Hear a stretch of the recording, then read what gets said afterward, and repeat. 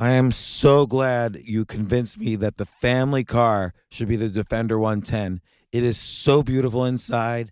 It's so comfortable and it just feels indestructible. Yes, it really is. I've been waiting a long time for the new model to come out. The Defender 110, I'm telling you, it's my favorite car of all times. It's my third one. You know, I have stories of going off road. The guy managed the group. He was like, "What are you doing in this beautiful car?" I'm like, "I'm going off road." He's like, "Are you sure? Because you can use one of ours." And then they look like Mad Max cars. I'm like, no, we're going to do this. And he was shocked. Wow. Well, it's great because the Defender has been reimagined for 21st century adventure, and its unparalleled off-road ability as well as its robust interior are invaluable whether you're headed towards uncharted territory or just a weekend of exploration. The Defender 110 tackles challenging surroundings with absolute confidence. The SUV conveys strength outside and in, featuring peerless technology like an intuitive driver display and an award-winning infotainment system. That's my favorite part, to keep you connected no matter where the journey takes you. Adventure is unique to everyone, and so is the Defender. Choose from the two-door Defender 90, the four-door Defender 110, or the larger Defender 130 with the ability to seat up to 8 passengers. You'll find uncompromising performance in all three. So pack up and go even further with the Defender 110. Learn more at LandRoverUSA.com/Defender. These days, we're all investors, trying to be smart with our money despite our worst impulses. But at iShares, we believe that deep down inside of every investor is a better investor. One that's just waiting to be let out. Explore iShares ETFs and insights and let your best investor out. Visit iShares.com for more information.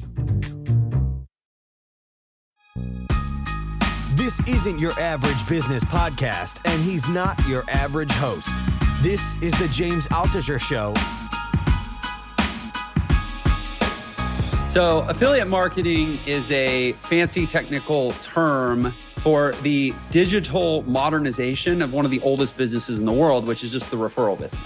Hey, I know a guy that has access to all the home inventory in Atlanta. So if you want to move to Atlanta, let me hook you up with my buddy. And if you buy a house through him, maybe he'll send me a Morton's gift certificate or something. That's affiliate marketing. It's just in the analog world. So on the internet, it's done through links and it's all tracked. And there's a special code that's embedded in the link where they actually know exactly where the referral link came from. And they call it affiliate marketing. You start, you give it time. First of all, you have to calibrate your expectations. I mean, this is one of the biggest problems with internet-based businesses. Real business and real anything still takes real time. But there's a quality of life exchange or change when you say, okay, I'm going to start using my life to organically generate value that I can use to serve an audience that's truly appreciative of what I'm doing.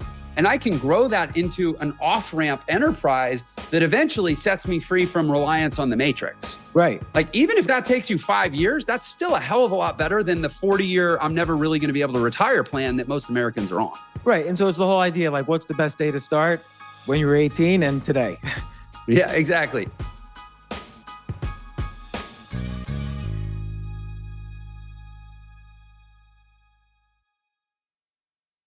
Let's talk about one of the other ideas, a digital agency. And we've talked about this before on the podcast. I want to just briefly touch upon it. So last time we spoke about it, I really liked the way you approached it, which is that you sort of niched down. So I go to like the local dentist and say, hey, I could, up your customers by 30%. Let's make some fun videos of the most gory procedures you do. And people could just shout out at the end. And I felt no pain.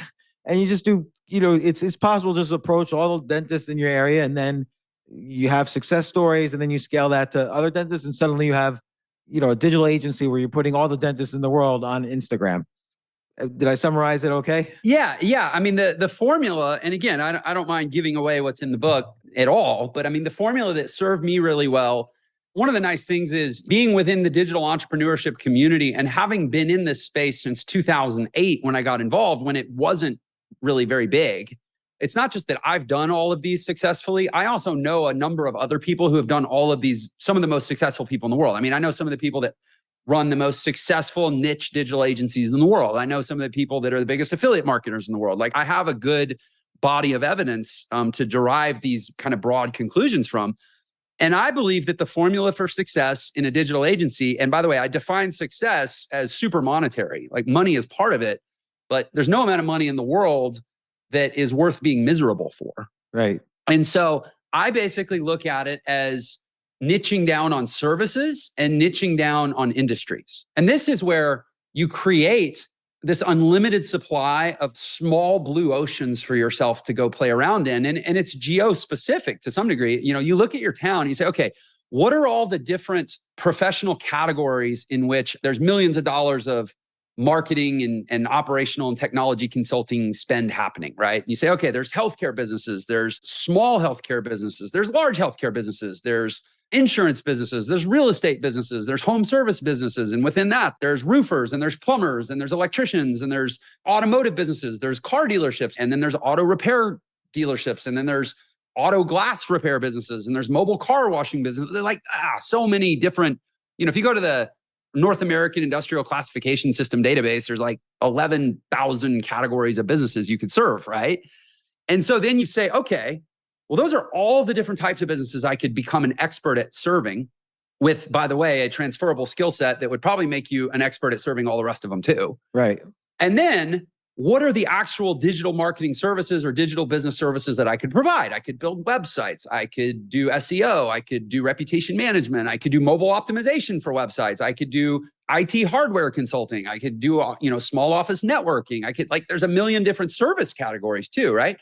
And so if you have 1,000 different types of businesses you could service, or even let's just say it's 100, and you have 100 different types of services you could provide, there are now 10,000 different combinations that you can use to make yourself a unique and relevant service provider in a market. So you say, hey, I specialize in doing reputation management for dentists. And if there's already a company in your market that owns the market in reputation management for dentists, well, should I change the dentist piece or should I change the reputation management piece? How about if I specialize in doing websites for dentists? Or how about I specialize in doing reputation management for personal injury attorneys?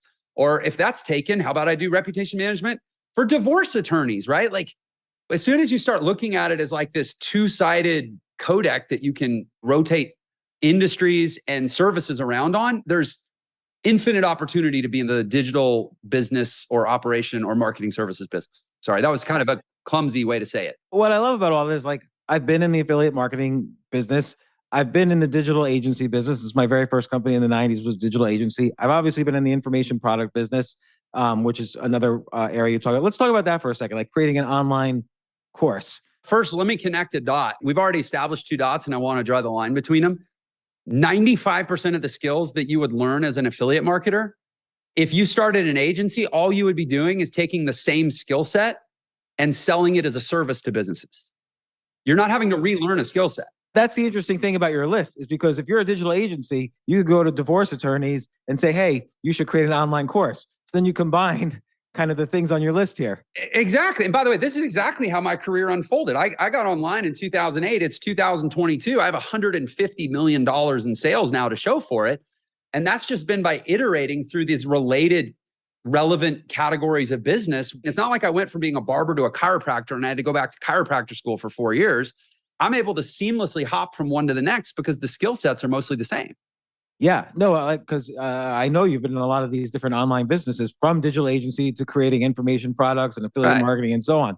I love the information product / online course / newsletter business. And it's getting easier and easier to get into that business. It used to be very hard, but now you have on the newsletter side, you have things like Substack. On the course side, you have things like Skillshare or Teachable or even Gumroad where you can create, reports and just put them up online. So it's trivial to do the back end of this sort of thing. Right. But it's not, as always, it's not so and trivial. even YouTube now lets you have premium content on your YouTube channel. Sure.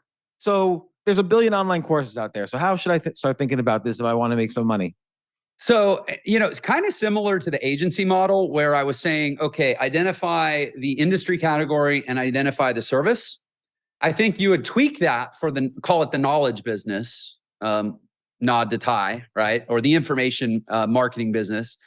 And you, instead of saying, what's the industry and what's the service, you might say, what's the knowledge category and who's the audience, right? And there's an infinite set of targetable avatars in the world. I'm a 43-year-old heterosexual, Caucasian, married male.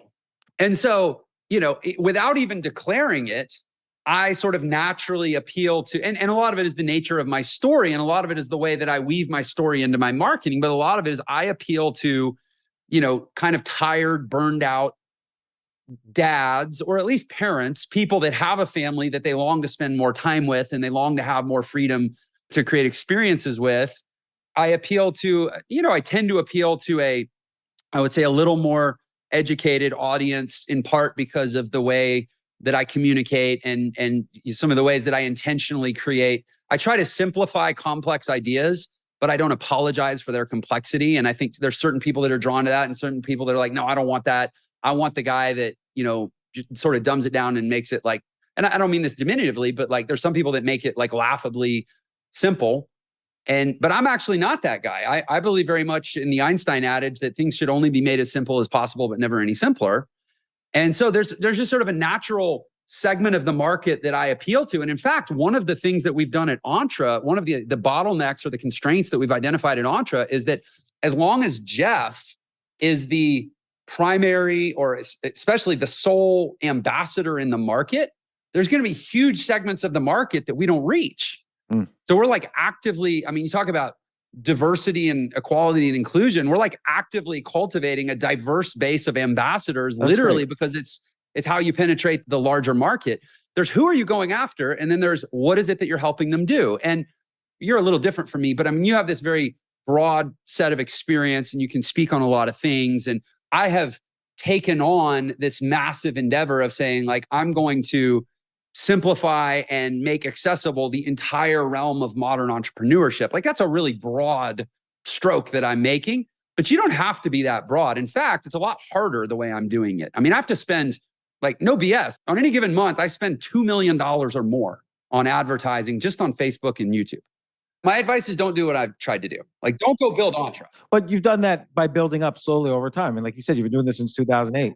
But the scale at which I'm doing it was somewhat pre-necessitated by the breadth of what it was that I was trying to do, which is to create this all-encompassing platform / ecosystem that empowers as many millions of people as possible to go on and tackle and thrive in the digital economy. That's like a huge sweeping goal. But I know so many people that frankly, you could argue have better qualities of life than me because they work so much less. I'm going to use a hypothetical example. Like, I teach single women how to work on their car, for example, like how to change a tire, how to change the oil, how to get under the hood and diagnose a problem, because you don't need to have no man around just to take care of your automobile, right? Like you could build an entire 7-figure niche business just around that with one single course, maybe a little higher level coaching program if people want to get on the phone and access some of your time. These business models can be very, very simple and incredibly lucrative because they don't involve physical products or physical logistics.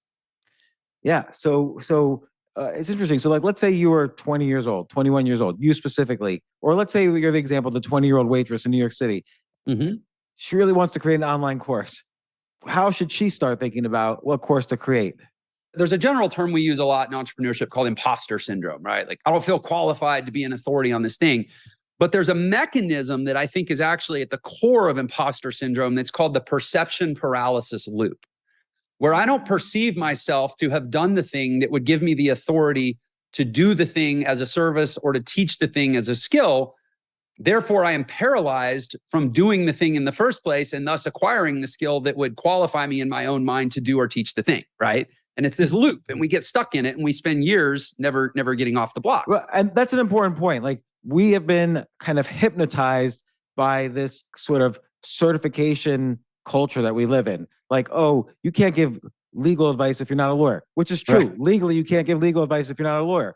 But as someone who doesn't have a law degree, but I've actually given many talks at law firms, lawyers, like in any profession, 95% of them suck. And, and that's true for every profession across the board. And also, as we've been kind of mentioning, new professions are sort of popping up on a daily basis. new industries are popping up, and it's possible for someone relatively young in a quick amount of time to be an expert. And by the way, you just touched on the great hack for imposter syndrome, for perception paralysis loop, for, like you talked about, this credentials obsessed psychology that we have, which is there. You do not need any sort of license. You do not need any sort of certification to talk about your own experience. So you can't give somebody legal advice, but you can tell somebody what you did in the arena of law all day long. Hey, yeah. I had this problem.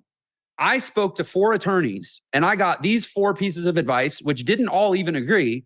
And so in the middle of that nexus of confusion, I had to figure out what, as the entrepreneur who was paying for legal advice that didn't even agree with itself, what the hell am I going to do? And here's what I did. And here's how I solved the problem. And here's how it worked out. And so while I'm not allowed to give you legal advice, I am happy to share with you my experience. And you don't need a license to do that, right? And so the 19-year-old girl, the reason you plucked out of the air the example of a 19-year-old waitress in New York City is because that's a hypothetical description of a person that probably has a lot of challenges in their life, right? Which means they're going to have a ton of experiences to share and derive wisdom from, right? And they don't need a license for any of it. The great thing about the internet is you could build a course, put it on Skillshare or wherever, see what happens.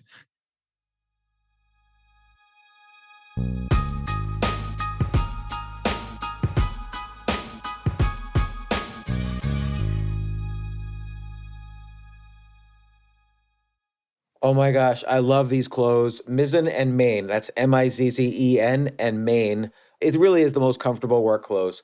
Travel clothes. I had to travel this whole week. I'm traveling for a week and a half, and I just took Mizzen and Main clothes with me.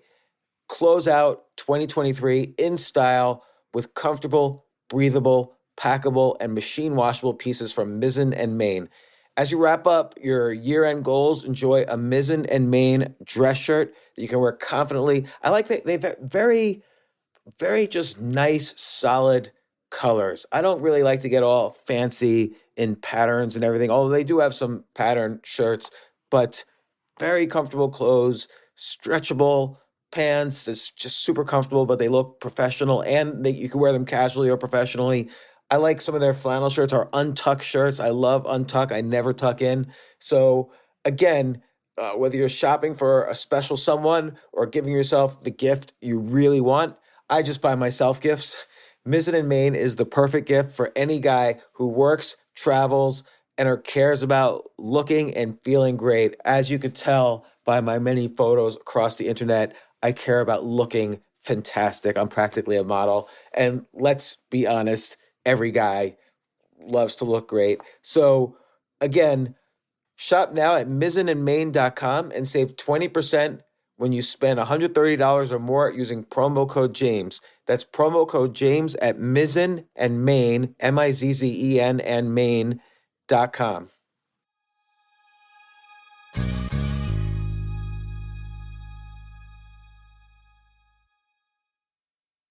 You know what I love about fantasy sports is that even though I'm not going to be a great basketball player or a baseball player or a football player or whatever, I feel like I get to participate and make decisions and use my knowledge of these different leagues or these different sports to compete. So it's like I can pick my team or I can pick my favorite players, and I could use my knowledge to make predictions and maybe even make money. So with the basketball season here, you can now pick combo projections across football and basketball from the Specials League on Prize Picks. This is a league created specifically for combo projections that include 2 or more players from different sports or leagues. Want to play alongside some of Prize Picks' favorite players like rapper Meek Mill and comedian Andrew Schultz, who's also been a guest on this podcast, and I've been a guest on his? You can now find community plays under the promos tab of the app to view entries for some of the biggest names in the Prize Picks community each week. Look, Prize Picks even offers a reboot policy so that your entries stay in play even if one of your players gets injured. For football and basketball games, if you have a player who exits the game in the first half and does not return in the second, that player is rebooted. Prize Picks is the only daily fantasy sports platform with an injury insurance policy. What? So I love playing it. I love anywhere where I can use analytical ability with my interests to demonstrate some skill and maybe make some money. And I like the game-like aspect. I do wish they had chess as a category on prizepicks.com, but I'll settle for what they've got. Maybe I should make my own fantasy chess league. But in any case, I love Prize Picks. Go to prizepicks.com/James. Use code James for a first deposit match up to $100. That's the easiest $100 you're ever going to make. So that's prizepicks.com/James and use code James. Daily fantasy sports made easy.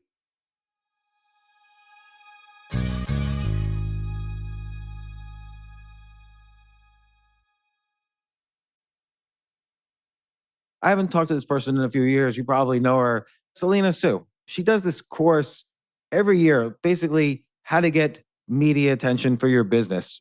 And she does a big launch once a year, and she makes almost $1 million a year doing this. And she's, by the way, the shyest person in the world. I'm happy to say her name because she does a great job. Like, I've seen the testimonials. People love her course, and it's well worth it. But this is someone who came up with this idea for a course. She has some experience, and she's making like, $800,000 a year doing this. Yeah. And how many of her contemporaries are still working in PR for 80 grand a year, frustrated, dealing with pissed off clients all the time that they can never please, when Selena's out there just teaching and saying, oh, I can't make you happy. Well, here, pay me and I'll teach you how to do it for yourself.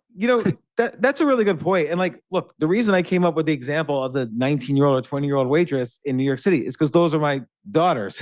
And, okay, perfect. And I tell them this stuff all the time. Like, look into online business. I sent them the last time we did a podcast. I sent them the podcast, and it's just hard to convince them to get off the normal path they saw their parents take, 20 years earlier or 30 years earlier. Like, it's hard to make people realize this is really viable for you. You could start making $1 million a year. Maybe not tomorrow, but if you apply yourself to this and you're smart and creative about it and then study the examples before you, you'll succeed at it. But let me, to some degree, challenge you, but at least certainly add some flavor to what you're saying. I think that you and I run the risk of making certain assumptions. You were a very, very good chess player at a young age, right? I forget. You were like the junior champion of your state or something, right? And now I'm the senior champion of my state, which is scary. Yeah, that's right. You've gone from junior champion to senior champion. You just like skipped like the main adult champion. I completely skipped the middle, but that's okay. We'll go on. I meanwhile had this experience of dropping out at 16, having professionals tell me I wasn't going to be able to do a thing. But by 20, I was gigging professionally and doing the thing at, let's say I was roughly at the level in music that you were probably at in chess, right? Which is like, I'm not the best in the world, but I'm really damn good. Right. And so we had this experience of like an early win in our life that was built on a base of really intense, concentrated effort that's beyond the level of focus that most teenagers apply to anything. And I would argue that the rest of our lives, we've brought that with us into everything we go try to do. I think you're right. I mean, I think at different points when I've dealt with failure, I felt like I lost that spark a little bit, but it always kind of came back. Just like you never get a second chance to make a first impression, it's almost as hard to get a second chance at learning a lesson if you failed to learn it the first time around when you were young. You know what I mean? Like, it's a lot harder for a 45-year-old adult to build the same type of confidence that you in themselves and their native ability to just bear down on a thing and get the value out of it, come hell or high water, and be great enough at it to achieve a superlative result. Like, that's a lot harder to develop that confidence at 45 than it is for you and me, because we both did it when we were teens. That's actually why the book has so much of this quote woo-woo stuff in it. Is like the first half of the book, I just have to convince people to not put their fingers in their ears when I get to the part about what to actually go do in the world, because you're pointing out that even your own daughters are basically putting their fingers in their ears when dad tells them that they can do this stuff. Right. And, it's interesting because when you're younger, like maybe you experience this at 16, I experienced this at 16. People would say, oh, even at 16, you're too old to play piano because you've already passed puberty, you've locked in some muscles and so on. But you did it because foolishly, you did it, but you did it. And I say foolishly because it probably was the correct advice to tell you not to do it, but you succeeded anyway. Right. And part of it is, yes, if you work hard enough, you can overcome a lot of these problems that people were suggesting. But also, when you're young, you don't really know what a plateau is. You don't really know what it means to reach your talent limit. You just automatically think you have talent at something you Right. love. It's Dunning-Kruger bias is a beautiful thing where you think you're better than you are, but that's okay because that's what drives you forward. And I think when you're young, it's much easier to have positive Dunning-Kruger bias than when you're 40 years old or 50 years old and you've been shown many times that no, you can't really succeed at everything. Yeah, no, I agree. I mean, I think adults, they're no longer dumb enough to ignore legitimate cautionary advice. Yeah, right. I'm so glad we're saying this. This is probably the fundamental premise of the entire book.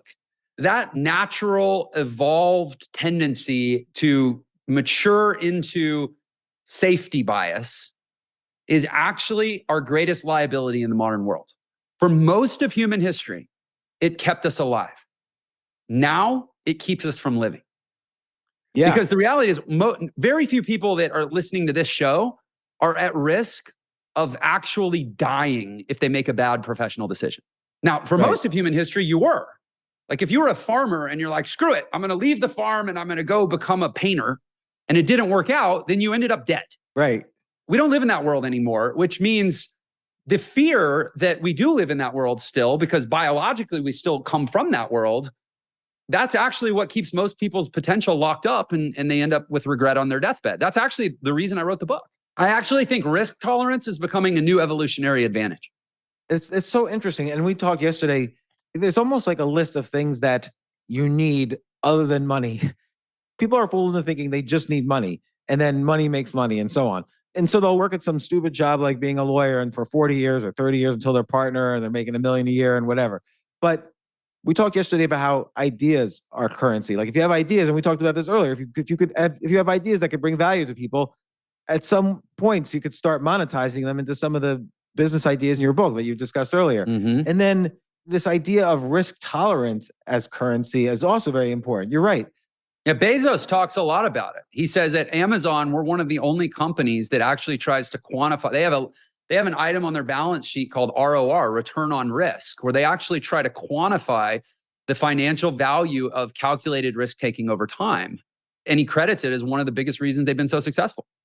It's so interesting because, and look, Annie Duke writes about this as well in terms of poker, how sometimes you take a calculated risk is based on probability theory and you could fail at a lot of hands, but if you win the big hand with the most money, then that's fine. Yeah. And understanding how to calculate risk, understanding how to manage your energy, understanding how to be creative in this environment. These are three things, and you talk about several others in the book, that are incredibly important for success in the modern world. But I never really thought of risk tolerance as this, as you mentioned, for 250,000 years as a species, we couldn't have risk tolerance. But now for the past, call it 50 years, you could.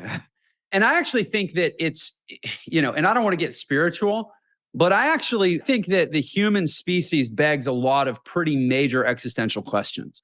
And when we talk about evolution in human terms, I think we can all agree that there was a certain point where the human being as an evolutionary, subject diverged from the line of evolution as a whole, because we developed sentience and we developed spirituality and we developed a sense of purpose and teleology and all this stuff that is, the human experience, right?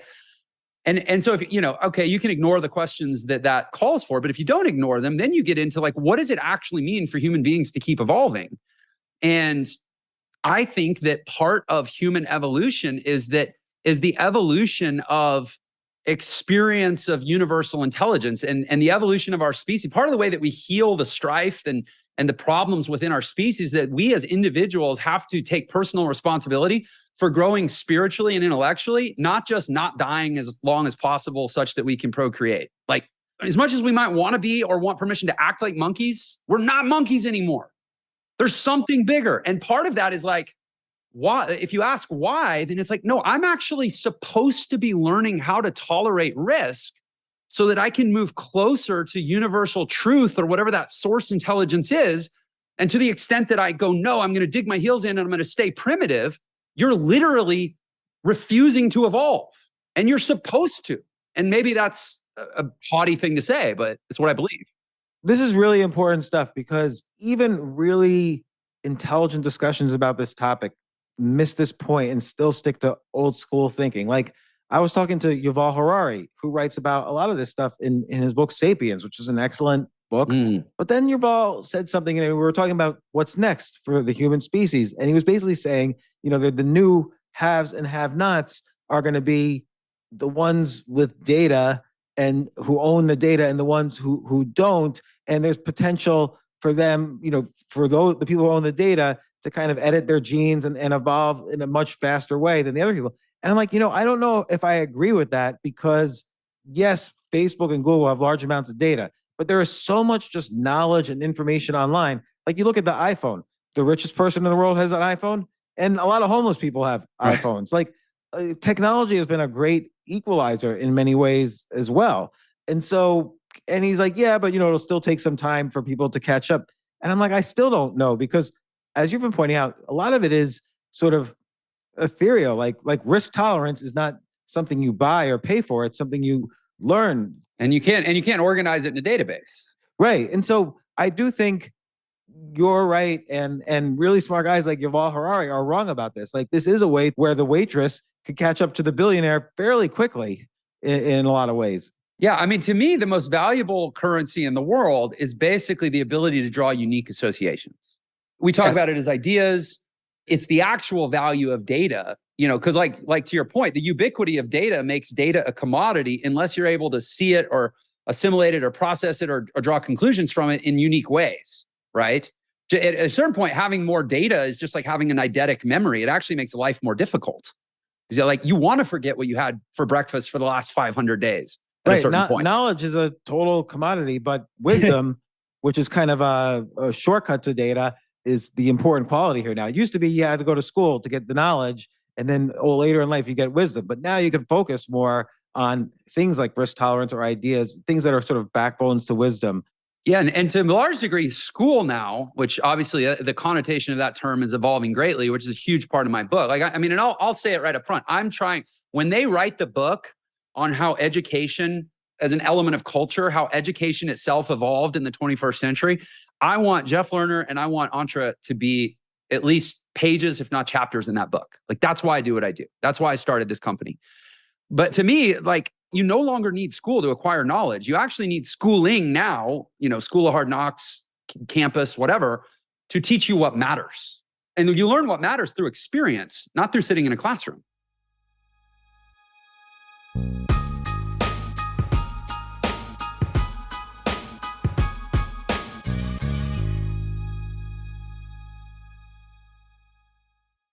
This is such a valuable service for all business owners, big businesses, small businesses, doesn't matter. I wish I had this in the many different businesses that I've started. Sometimes it seems like your business is humming, but then suddenly you don't understand it. You're starting to fall behind. You're not understanding where your costs are, where your revenues are, where your payments are. Teams are buried in all sorts of like BS work, and you can't seem to close the books. So you need like one dashboard, one source of truth. I'm jealous of this business, NetSuite from Oracle, of course, NetSuite by Oracle. I wish I'd come up with this idea. It's a brilliant concept to have all your business intelligence on one dashboard.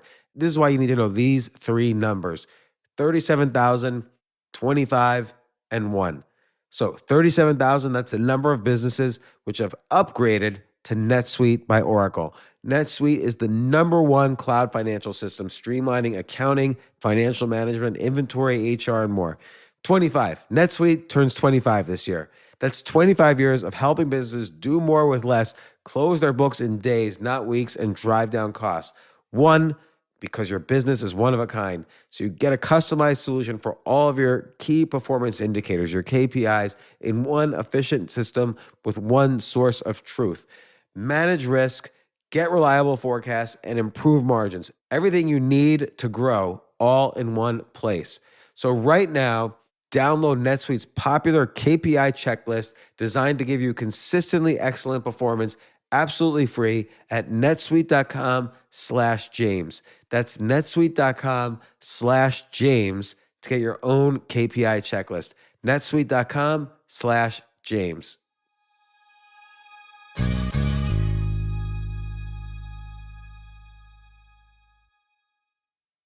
The future of learning is definitely online. Like, it's such BS that you have to spend $200,000 or take $200,000 in loans and go to some fancy school when it's useless. It doesn't guarantee you a job.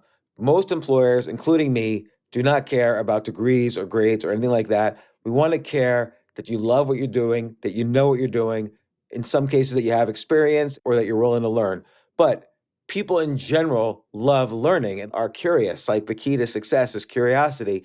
And I think masterclass.com is the perfect model for online learning. I'm really happy they're sponsoring this episode. If you're going to give a gift, give the gift of learning. Masterclass makes a meaningful gift this season for you and anyone on your list, because both of you can learn from the best to become your best, from leadership to effective communication to cooking. Let me tell you some of the classes I've taken. I've taken comedy from Steve Martin. I mean, can you believe I can take a class from Steve Martin on comedy, or Judd Apatow, my favorite comedy director? I could take an actual class from him on writing. Wolfgang Puck on cooking.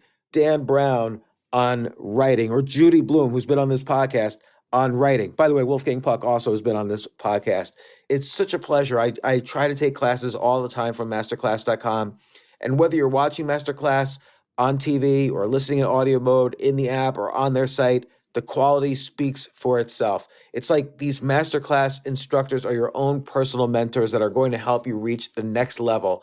How much would it cost to take one-on-one classes on comedy from Steve Martin, or on chess from Gary Kasparov? You just wouldn't be able to do it. But it would cost hundreds of thousands of dollars. With a Masterclass annual membership, it's $10 a month. Memberships start at $120 a year for unlimited access to one-on-one classes with all 180 plus Masterclass instructors.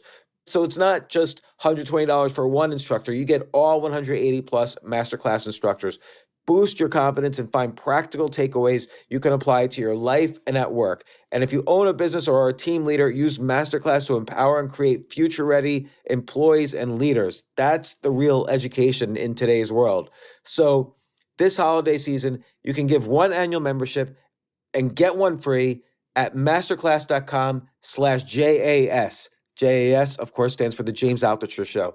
So right now you can get two memberships for the price of one at masterclass.com/JAS. Masterclass.com/JAS. Offer terms apply.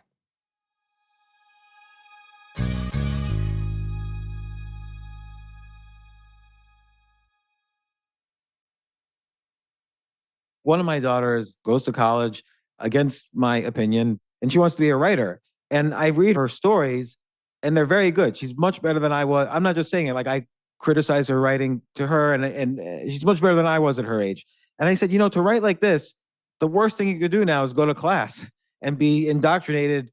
Then you're just going to write short stories about students who have affairs with their professors, and you're actually writing about real world stuff. And so I do have her thinking about it, but that's neither here nor there. But look, all of this is really important. And this is what I really love about your book, Unlock Your Potential. It's not just this boring, business self-help book. Like, you're really talking about what it means now to be human, and essentially how to monetize that. And it's not just about monetizing. We talked about all these other things, but this is a real key benefit of reading your book, is that along the way, you're going to make more money than other people. I'm curious, actually, this is one of the first conversations I've gotten to have with somebody that's read the whole book, and that, I feel like I just really want to go there with, and we're in a platform to do it, right? To kind of go down the rabbit hole, so to speak. I'm curious your thoughts on some of the pretty polarizing or provocative statements that the book makes, that basically says, look, where we're going in the world. And by the way, I spend about the last 25-30% of the book unpacking my reasoning for this, like with economic data and forecasting, and anyway, but where we're going in the world, for example, there's a chapter in the book that basically says 10 million is the new million. Like, if you don't have $10 million, you're basically a poor person. And the book just says that, and it doesn't really pull the punch. And that's why this stuff matters so much, because look, there's 8 billion people in the world. This podcast is still going to exist when there's 10 billion people and 20 billion people. Like, how many flipping people do we have to have on this earth before people realize that fitting in is no longer a desirable state? The only people that are going to have really great qualities of lives are the people that stand out dramatically and insist on having a different experience so that they can draw different conclusions from the same set of data that's available to their 9.9 billion competitors. It's really true. And look, I think if you're younger, depending on what your level of responsibilities are, you're single and you don't want to be in a family and you don't care about like what kind of house you live in, you could survive on much less. But we're in a world that's inflating right now at 10%, which means a million gets to 10 million in just a few years, really. So, and by the way, a millionaire was considered a goal in like 1960, and we've had massive inflation since then. The term was invented by Thomas Jefferson in the 1780s. Right. To describe very wealthy people that had $1 million net worth 240 years ago. Think about that. And we're still using it today like it means something. And I guess it does in terms of like, it's a good goal to have. I mean, I've definitely gone above and below it quite a few times. So it was very frustrating for me. But it's true. Like, I don't think you need 1 billion. Some people kind of have this goal of getting 1 billion. I do think probably you're right. 10 million is the number where if you have that liquid in the bank and not putting too much risk on it. And unfortunately, when I first sold my first business in the 90s, I had 10 and I put a lot of risk on it trying to make 100 because I thought you needed 100. Right. And that was the first time I lost 10, first of several, and it's always frustrating. But also you're 53, right? Yeah. 54. And I'll give you that year. And so no, you can't, because one time I was just having a casual conversation with a woman at a dinner, and she said to me, "What are you, 53?" And my wife, who was sitting next to us and listening to the conversation, "No, he's 54." So all right. Okay. I don't want to fall in bad graces with her. So okay, you're 54.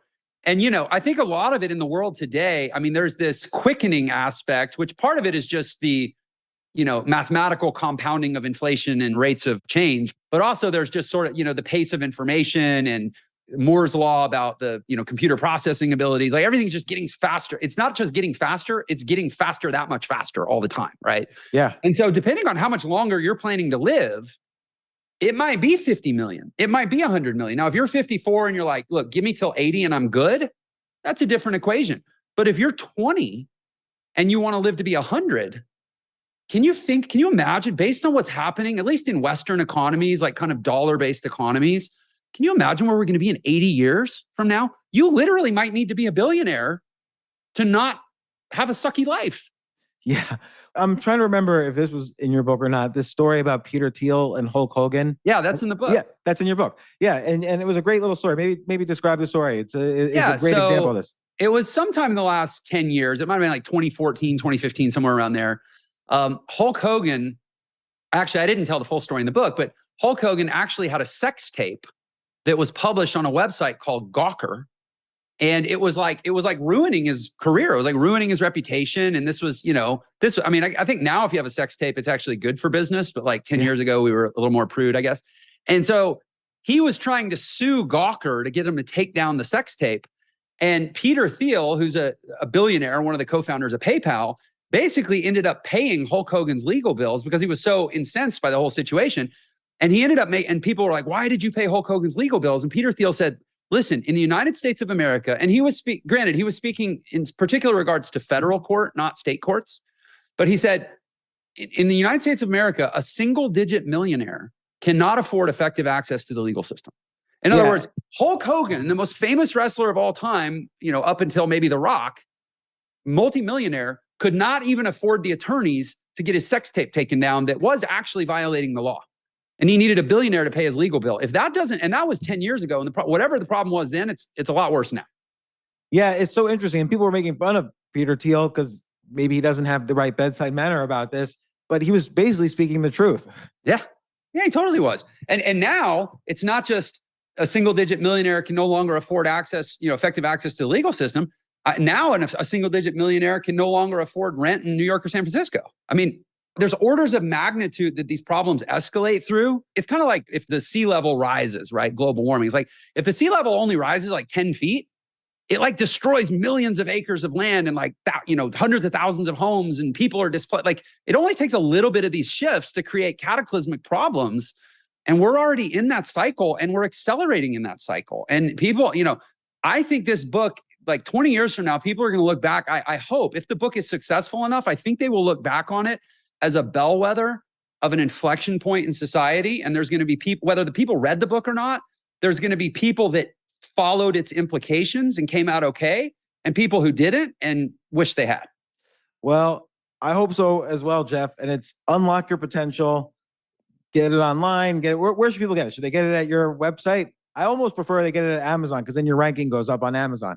Yeah. In fact, if somebody goes to jefflernerbook.com, then it like branches out. There's like a link to Amazon. There's links to Barnes & Noble. There's a link to Books A Million. Your favorite bookseller, it'll be the right link there. But jefflernerbook.com. Well, and this is your first book, right?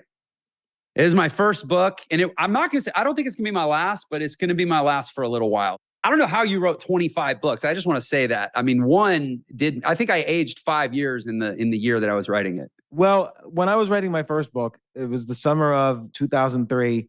It was so hard. I said to myself, I'm never going to do this again. Like, this is really hard. It's not worth it. I'm never going to do it again. And then I ended up doing it every single year since, and sometimes twice in 1 year. So you don't know. You have no idea when you're going to get pregnant and it's just going to burst out of you. But look, Jeff, it's a great book. And to my listeners, I really hope you read it. If my kids are listening to this, which I know they aren't, I'm going to force you to read it. So thanks once again, Jeff. Always a pleasure to have you on the podcast. We got to do this more often. You always have so many great ideas and practical advice and interesting discussions. So thanks once again. When's the book come out, actually? August 2nd. So depending when this gets aired, it'll either be out, right about to be out, or maybe already out. But August 2nd, 2022. All right, Jeff. Thanks so much.